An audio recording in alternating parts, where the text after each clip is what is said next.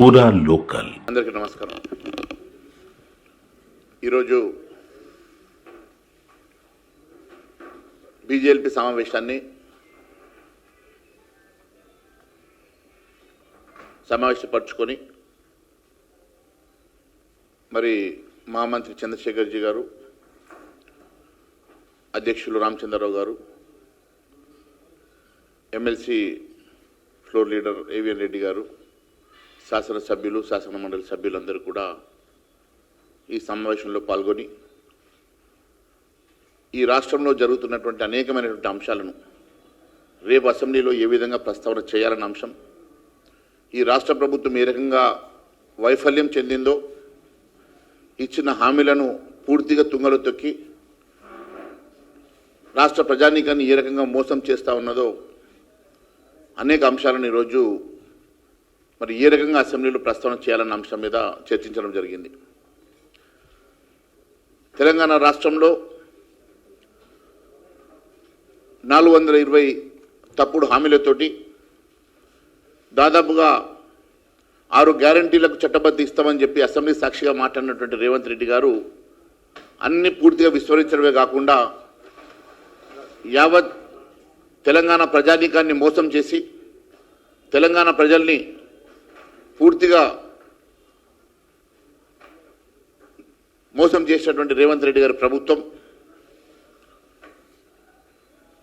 సమస్యల్ని డైవర్ట్ చేయడానికి ఏదో ఒక కొత్త అంశాన్ని తీసుకొచ్చి ఏదో ఒక రకంగా నాటకం చేస్తూ ప్రజల్ని మభ్యపెడుతున్న సంగతి మీకు తెలుసు.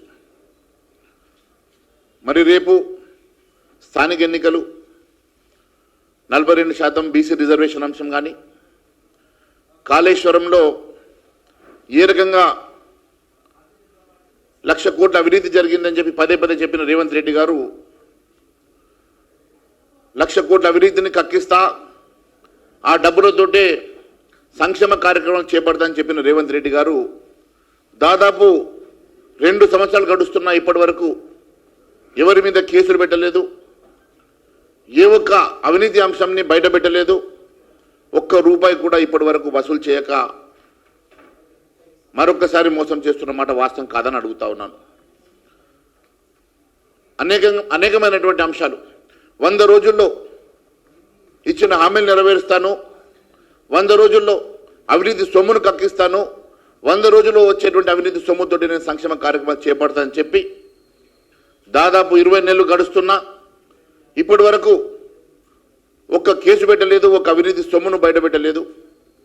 మరి మళ్ళొకసారి ఈరోజు కాళేశ్వరం అంశాన్ని మాట్లాడుతూ ఉన్నారు.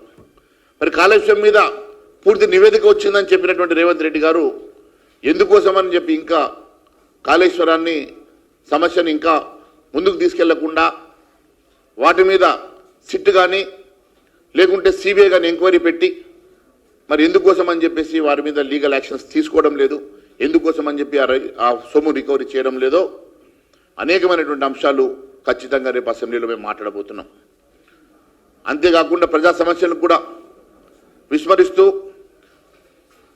అభివృద్ధి అంశాలను విస్మరిస్తూ అన్ని రకాలుగా తెలంగాణ ప్రజానీకాన్ని మోసం చేస్తున్నటువంటి రేవంత్ రెడ్డి గారి మీద భారతీయ జనతా పార్టీ ప్రజల పక్షాన నిలబడి ప్రజల పక్షాన ఖచ్చితంగా నిలదీస్తుందని చెప్పి తెలియజేస్తా ఉన్నాం. ఎట్టి పరిస్థితుల్లో ఒకవైపు ఈ రాష్ట్రంలో వరదలు వచ్చేసి చాలా ప్రాంతాలు ఈరోజు పంట నష్టం జరిగినటువంటి అంశాన్ని కూడా నేను గుర్తు చేస్తూ ఉన్నాను.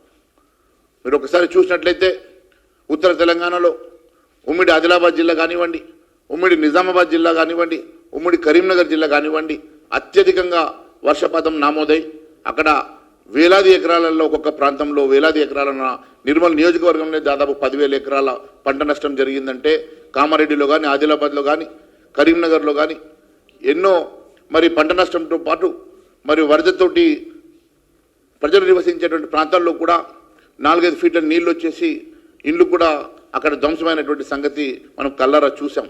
మరి ఇవన్నిటికి కూడా ఇప్పటి వరకు రాష్ట్ర ప్రభుత్వం తరఫు నుంచి ఏ రకమైనటువంటి సహాయ చర్యలు చేపట్టకపోవడం చాలా బాధాకరం.